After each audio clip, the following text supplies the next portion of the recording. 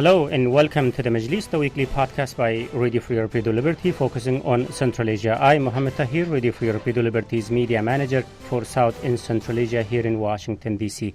This week, one of the regional governors in Uzbekistan made headlines with his outrageous remarks against his male employees wearing beards and female employees wearing headscarves. Thanks to local reporters, this news went viral, which led to his rare apology, but his remarks are far from being an isolated case in what appears to be a growing trend of intolerance in Central Asia against basic religious rights, which mostly orchestrated by the people in power.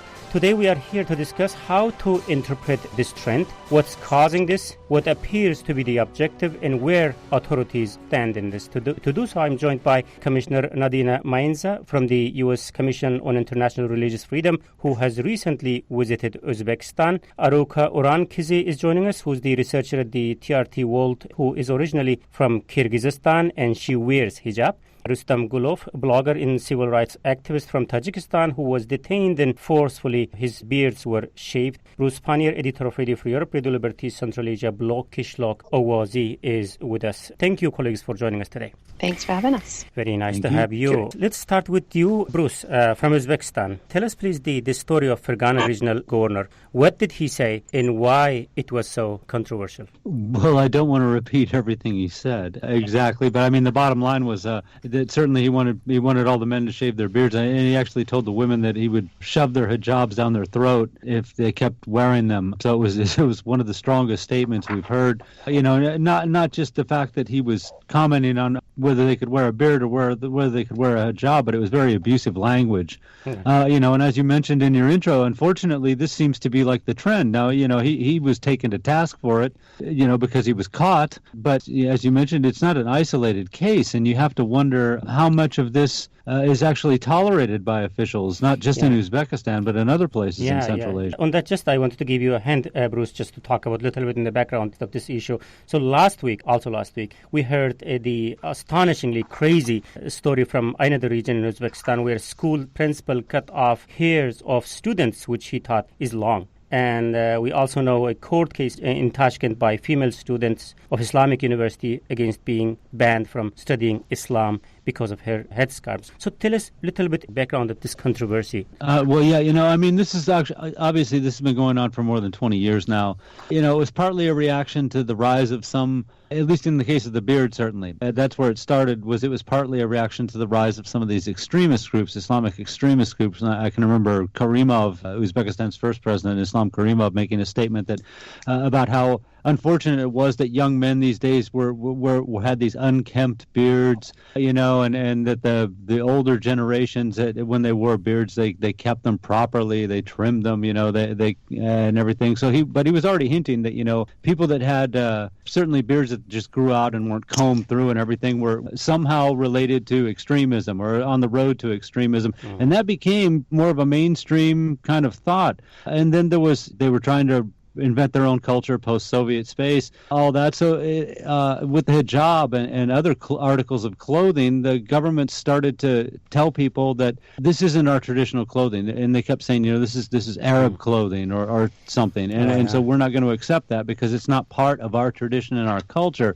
you know. And beards and other things just kind of went along with that. They set this model of how your physical appearance and your dress code could be, you know, based on their own concerns that some small segment of their population might be attracted to more extremist views in the Islamic world. Let's bring in Commissioner here. You know, again, these are the cases which were spotted and reported by some courageous journalists. God knows what else is happening, and we know nothing about them. Commissioner Mainza, do you like to jump in here, given the fact that you walked back Uzbekistan's ranking in your latest report on religious freedom? So what were some of the reasons behind your decision? Now, the U.S. Commission on International Religious Freedom, we still recommend that Uzbekistan is listed as a country of particular concern, but the State Department took them off their list and put them on their watch list. So we are still recommending the CPC designation, but we just, as you mentioned, visited last month and met with high-ranking officials, activists, faith leaders, and had some private discussions too. And the one thing that kept coming up was this fear of, quote, political Islam, which is how the government officials would phrase it to me. You know, they're afraid of becoming Afghanistan. And, so we heard a lot of stories about how, even to be honest, that there's 11 steps to approve a house of worship or religious organization.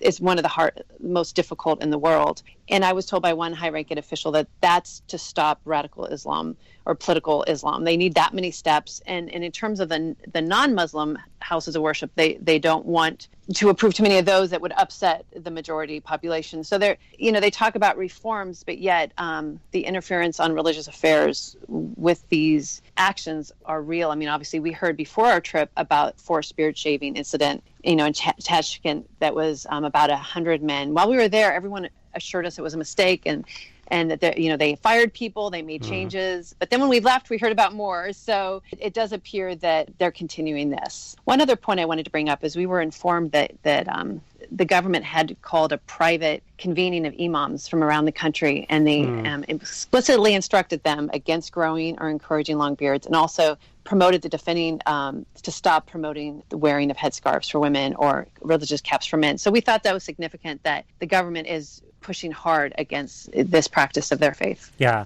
It was my mistake. So Uzbekistan is still on the list of the countries of particular concern on your list, but they changed. On our list, but not the State Department, right? They're not the State Department. So, list, right? Because they had made some progress, but then it seems they kind of stopped for a little bit. So we're trying to push them to continue to make changes towards religious freedom. Right. So we will get back to the question of how the authorities explain their actions in a bit. I'm particularly interested to hear your observations from your visit and meetings that you had with the officials. But before that, Commissioner, there's another country in Central Asia which often forgotten in the discussion like this, not because situation is ideal there. In fact, I guess it's worse, which is Turkmenistan. This country is always at the bottom of your annual reports on religious freedom. Do you like to tell us a little bit what are some of the main issues there when it comes to the type of issues we are talking about today? So unfortunately, I haven't been there, so I don't have the same sort of background in terms of problems. But we have, of course, recommended that it be a country of particular concern because it's clamped so hard down on all religious freedom. And we have not seen any movement towards opening that up. Yeah, as someone who closely watched Turkmenistan and having previously served as the director of RFL's Turkmen service, I can say that it's beyond imagination for people to do anything which is not officially sanctioned. And growing beards for young people and wearing headscarves for female is the type of actions which puts you in immediate trouble. So with no further question. So people can't even dare going that direction. So so that's the situation in Turkmenistan. Let's move on to Tajikistan, Rustam. So what we are talking about is what we hear from other people. You are, in fact, one of the victims of this policy. Tell us what happened to you. It was in 2015, some years ago. And when I just walking on the streets, some police officers, they asked me, why do I have beard? But I said that it's my right and nobody prohibited to have beard. And then they become nervous and they detain me and transfer to the police department. And they shaved my beard there. This is my case. This is the situation. But for some years nowadays, I think the situation become a little bit better. But by any way, there is very much legal prohibitions to have beard, to wear this headscarves for women in universities, in the schools, and not only for students but also for teachers. And also you cannot access to the government buildings if you have beard or if you wear a headscarf. So it doesn't look like that things are getting better there. So this is your story from Khujand, Rustam. Let me share another data from Khatlon region of Tajikistan so that we comprehend the size in scope of this problem. According to the Tajik Service of Radio Free Europe, Radio Liberty, in 2015, only in Khatlon, nearly 13,000 men were forced to shave their beards. Additional tens of thousands of people were fingerprinted. Many others were detained or fined. So let's bring in Aroka here. She's patiently waiting for us. Thank you very much.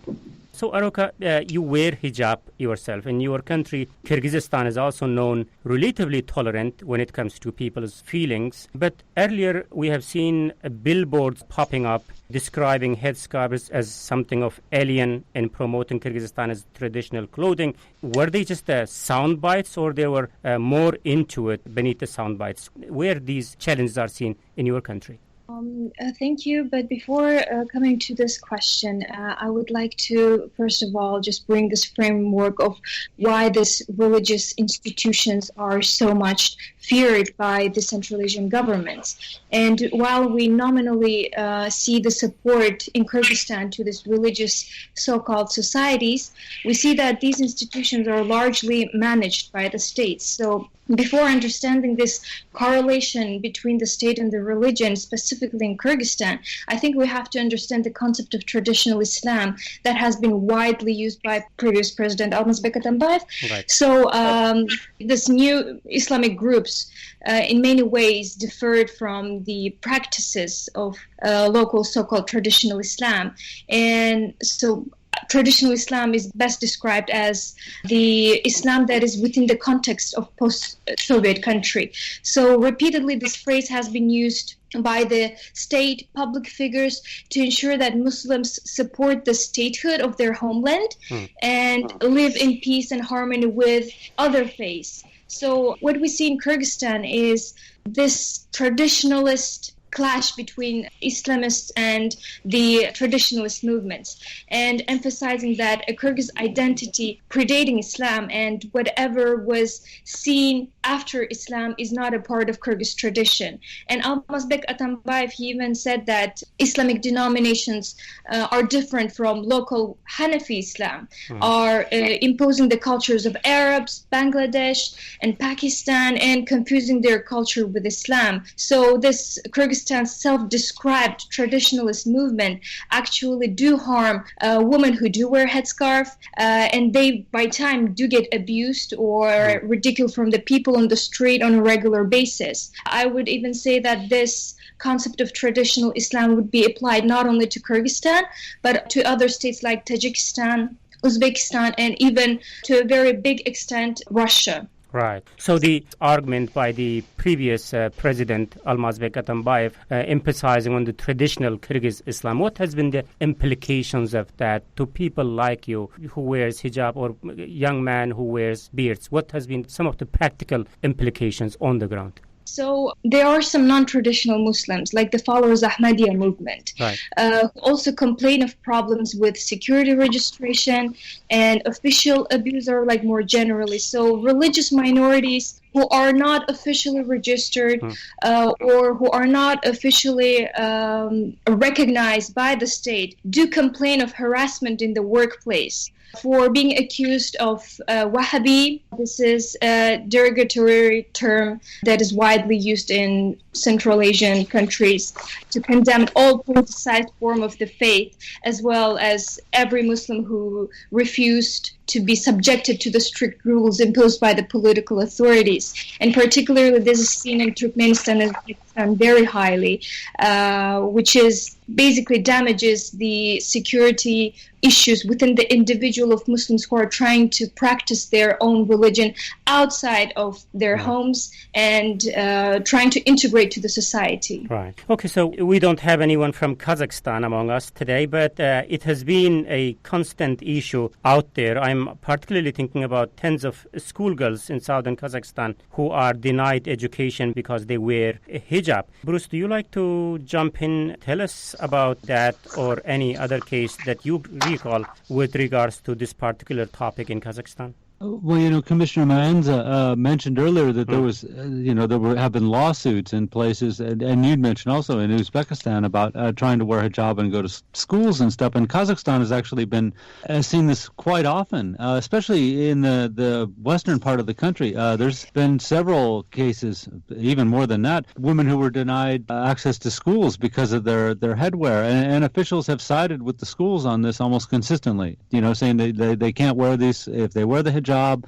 They can't get into school, and so it's really, they kind of follow suit. It's not much different than the other countries in that way at all, and once again, it's one of those things where they fall back on these supposed traditions that they can bring up and say it wasn't part of our culture to wear this kind of clothing. They're imitating a foreign culture, and so on that basis we reject it, when in fact we know or suspect strongly that the officials seem to equate this kind of clothing with Islamic radicalism for some reason or another. I mean, I called in an article a couple years ago, I called it gateway garb, and that seems to be how they look at this. It's like, if you're going to wear a hijab, you're one step away from being recruited by one of these extremist groups in the Middle East or something, or maybe even you fall into some evil group that's present on the soil of Central Asia somewhere. So it makes you somehow susceptible because of what you're wearing.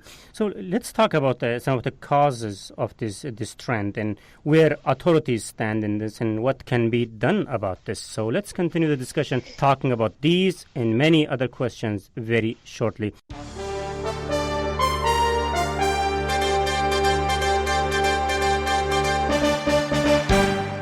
First, let me recap the debate that today on the Majlis podcast. I'm joined by Commissioner Nadine Mainza of U.S. Commission on International Religious Freedom, Aruka Urankezi, researcher at the TRT World, Rustam Gulov, a blogger and civil rights activist from Tajikistan, Bruce Pannier, editor of Radio Free Europe, Radio Liberties Central Asia blog, Kishlok Awazi. I am Mohammed Tahir, Radio Free Europe, Radio Liberties media manager for South and Central Asia here in Washington, D.C., and we are discussing a growing sign of religious repression in Central Asia. So let's start with you again, Commissioner Mainza. You recently visited Uzbekistan. So how did the authorities explain their position behind cases like we just discussed, involving the governor's remarks, involving the students being denied education because of the headscarves and things like that? I think Bruce's point that he just said about how they look at it as a gateway garb, one step away from being recruited, I think is right on. There's this fear. They kept talking about secular Uzbekistan, being afraid of political Islam, being afraid of changing their beautiful culture, and there's a lot of fear of what that could mean. And the way, they represent that is a little bit differently, but it does seem, at the end of the day, when I get pulled aside by government officials after having a meeting, the conversation would be something like, we can't go that way. We just can't. It's not safe. We have to have rules. We have to keep everyone from becoming extremists. And they really see both a clampdown on the Muslim population, but also being careful with the non-Muslims to not irritate the Muslims. So it seemed to be this odd Soviet really mentality where really that has the opposite effect, as we all know. Freedom of religion produces a much better culture, and in fact, clamping down does cause people to group together. And if they're afraid of extremism, the choices they're making are not the ones that will favor the outcomes that they say that they want. But I was even told by a government official last year, I think it was, from Kazakhstan, that he was proud that they were stopping women from being forced to cover up. And just the different ways that they spin it doesn't always make sense. But at the end of the day, it does seem that there's this real fear that the religious extremism will grow. But it doesn't always explain why they're clamping down on Jehovah's Witnesses or other religions as well. So there does seem to be a fear of kind of all religion, this embracing of secularism. So that seems to be part of that Soviet culture. So what appears to be their objective behind this then? I mean, what is the ideal picture of the country that they have in mind? Secular. People, their religion is really secondary, and we all know that these rules will in the long run have a detrimental effect on their communities. And with Uzbekistan in particular, I mean, the one thing was clear to us with all the meetings we had is everyone was telling us privately and publicly things have gotten better. They aren't raiding non-registered religious gatherings the way they used to. They aren't throwing people in jail for not being registered. Everyone's still kind of afraid and being very careful. But for instance, there are things like, Uzbekistan has religious literature has to be approved. If you have something on your computer, literally they destroy your computer. This is the stories of things in the past. Now that necessarily, I don't know if anyone's done that this year, but still there's a they prohibit the private teaching of religion. So if you want to become an imam, you can't hire or work with or even just be mentored by another imam, that would be against the rules. We had this conversation with quite a few government officials, and they kept saying, oh, their family should be teaching them about Islam. They can't be taught by someone else. So there's real government regulations that absolutely interfere in religious affairs for the country. Yeah. You said that their picture of Uzbekistan is kind of secular. Just a couple of weeks ago, I had a chance to interact with the Uzbekistan's justice minister when I confronted him with the problems female students of his Islamic university facing. He didn't elaborate much, except saying that, that particular case was resolved. And then there was another gentleman next to him, and he said, there's a certain rule, especially talking about the state-funded schools, which does not include headscarves. And he also said, nor does this include miniskirts. So, what kind of picture of secularism they have in mind? We understand the headscarves, then why not to allow miniskirts? Right. There really is an inconsistency with the way they're approaching this, which is why it's not always making a lot of sense as why they're choosing to come down so hard on one thing and like you said, not something else. So I know in Uzbekistan, they do have a roadmap they agreed to that they'll move towards religious freedom. They have a 1998 law on religion of conscience and religious organizations that they're currently working to revise. We really do hope that makes some changes.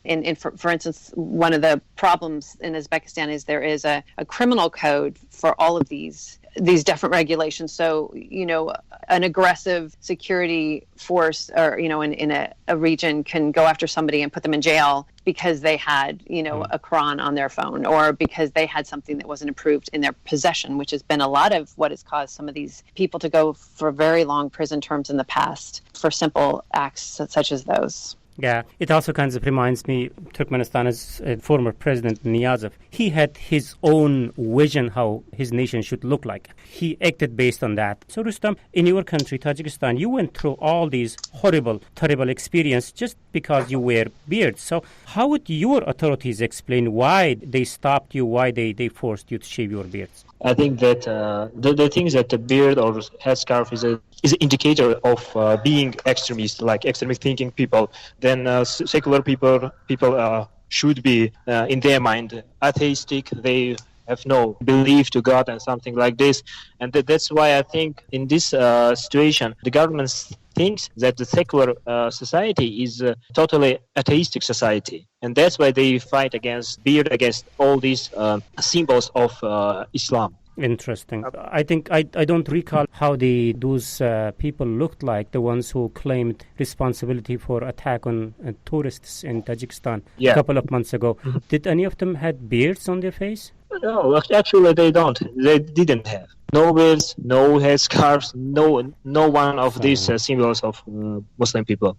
So, Bruce, whatever they have in mind behind this crackdown or repression, this has a huge impact on the lives of day-to-day people. Earlier, we were talking about the story of a man in Tajikistan who was denied passport because he wears beards. So, what are some of the other similar examples from Tajikistan and elsewhere in Central Asia? Well, as far as not getting a passport, this happened in Turkmenistan. Our Turkmen service reported on it in January that they wouldn't give anyone a passport that had a beard. You had to shave before you did that. A lot of this stuff it defies reason sometimes. I get that they're worried about people's physical appearance because somehow they figure that they can equate that with some desire to do harm to the state or become an Islamic radical or something like that. But I've never worn a hijab, so I can't really speak to that very much. But certainly, when I was a teenager, there was a lot of guys that wanted to grow beards. It showed that you were getting older, that you were becoming an adult. It gave you the feeling that you were growing up. Some people thought they looked better with beards. So it's something I think every young man thinks about when he gets to be 16, 17, 18. Maybe I'll grow a beard, and see how it looks. And what's really strange about the way it works in Central Asia is the oxakal, the white beard,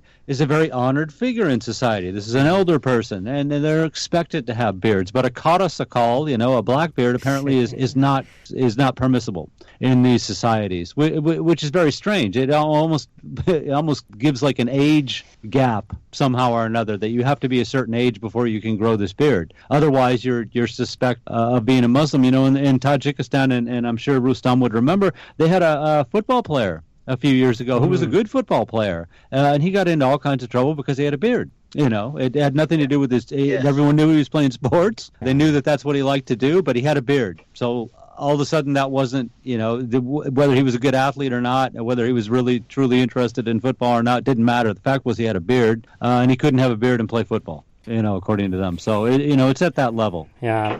So in the case of Tajikistan, Uzbekistan, and of course Turkmenistan, it's very clear where the authorities stand in this. What role do the authorities play in Kyrgyzstan and Kazakhstan in this exercise? Aruka, do you want to jump in here? So, in its religious policy, Kyrgyzstan utilizes this different terms to control religion. So, I think in comparison with other neighbors, religious diversity is rising in Kyrgyzstan due to a lighter government control. But we see this isolation of local Islam that is being practiced. So, even though we see this freedom of space where people can pray, can wear a beard, or can walk in the street with hijab, but we see this certain type of Islam, this certain type of isolated religion that was created within the sphere of the country. So why would this help to government, right? This the question that should be raised. So isolation of local Islam will gradually help to make easier authorities to repress any opposition, whether it's religious communities, and it will help to stifle peaceful dissent and even detain and imprison people because they are not following certain type of traditional religion, traditional Islam, or the Islam that was ancestral to the Kyrgyz history. And I think the way they manage actually helps for the authorities to create this pool where they can control whom they will give voice and whom they would not. Commissioner, it's clear that people are coming back to their religious roots. This is what we have seen in Central Asia, and you can't deny them whatever you do, talking about the authorities.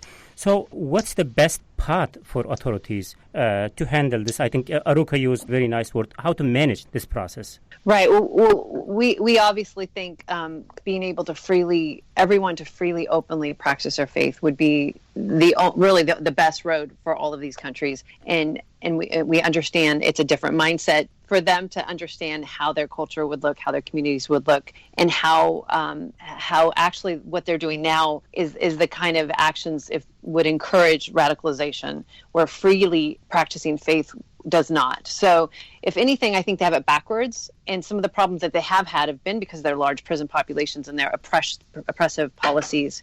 And so we really do encourage them. And we encourage, of course, we at the Commission make recommendations to our own government. So, we in each of these countries have made recommendations to the State Department, to Congress, things they can do to help each of these countries to move in the right direction. But for instance, we know that Turkmenistan, the State Department is actually given a waiver to them for their CPC designation. They actually there are no consequences for that. So we obviously recommend they take that waiver away and start working with them to try to move away from some of these policies.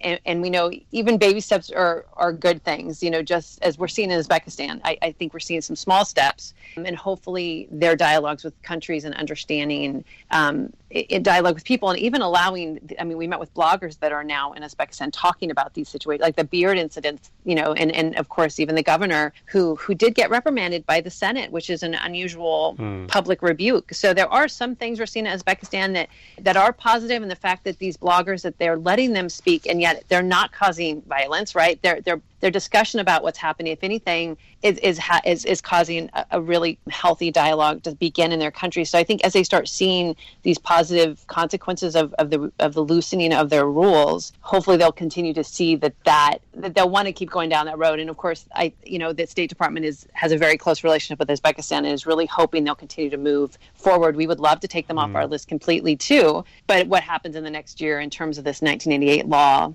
and how they're interacting with their religious communities will determine that. Right.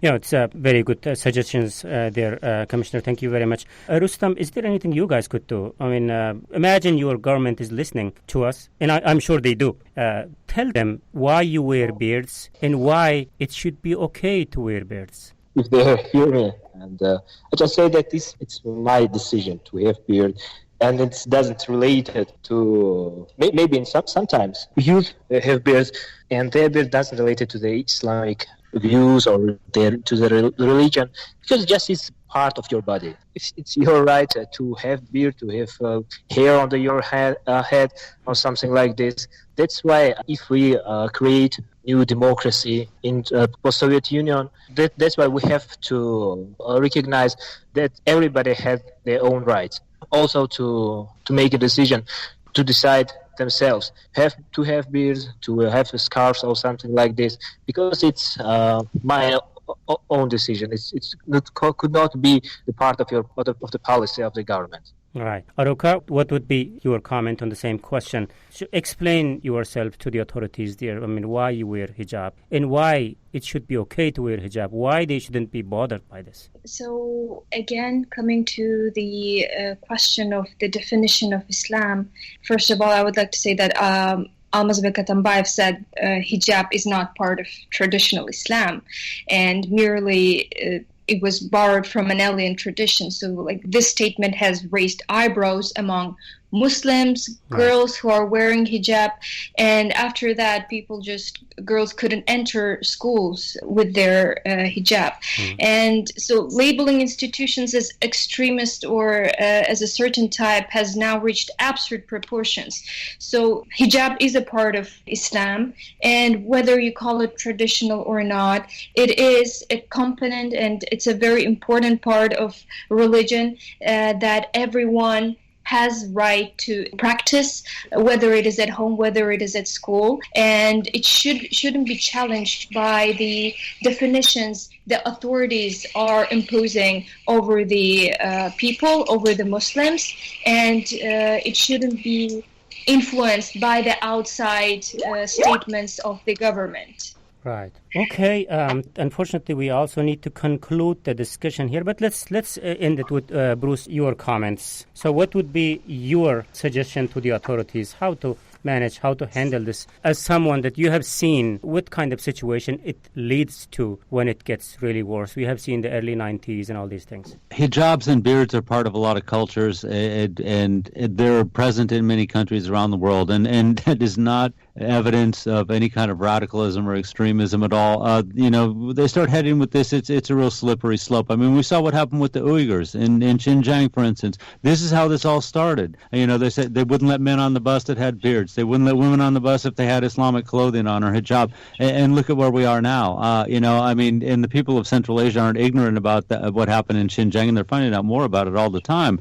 This is very bad. Now, Ruka mentioned Atambayev was the one that commented on it. And Rustam will also remember that Rahman has. It's very strange that the leadership feels compelled to talk about this. Rahman didn't want women wearing Arab clothes, but his objection was that it was black. And it made it look like they were in mourning, and that's kind of ridiculous. Now Atambayev talks about, hijabs aren't part of Islam, but Atambayev also said that it's actually okay to drink alcohol under Islam, but mullahs don't tell you that you can have just a little. So listening to these people for religious wisdom is absolutely ridiculous. They shouldn't comment on it at all. They should leave that to qualified and authentic religious scholars to comment, to figure out what's happening. In many cultures, in many countries of the world, every generation has a different look. Right. We certainly see that, in the United States and in Europe, where, the clothes that I wore are not the clothes that people wear today. The way that my friends and I looked, when we were young people is not the way that young people look today. It changes. You can't say we have this one set of features and appearances that everyone must observe that are the same as when I was a child and the same 300 years ago in our culture, and we won't permit anything which wasn't part of that to be introduced into our society. It's a losing battle. Yeah. Okay, just one more point pop up in my mind. Commissioner, maybe let's end it with you. Is there any other country who has successfully gone through this, which presents an example for Central Asian countries to copy and implement it in their country to be able to successfully manage this? That's a really good question. And one of your other guests may be a better person to be able to give another country that's an example.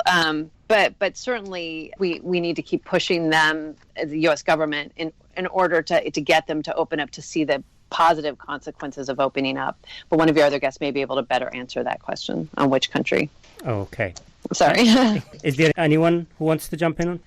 Okay, it looks like we are done. Thank you very much, Commissioner Nadina Mainza of U.S. Commission on International Religious Freedom, for your time and thoughts today. And also big thanks goes to Arun Orankizi, researcher at the TRT World, who is originally from Kyrgyzstan, Rustam Gulov, blogger and civil rights activist from Tajikistan, and Bruce Pannier, editor of Radio Free Europe, Radio Liberty Central Asia blog, Kishlok Owazi. Thank you, colleagues, for your time today. Thank you. Thank you. Thank you. And this is from me, Mohammed Tahir, host of the Majlis podcast. Until next week, bye-bye.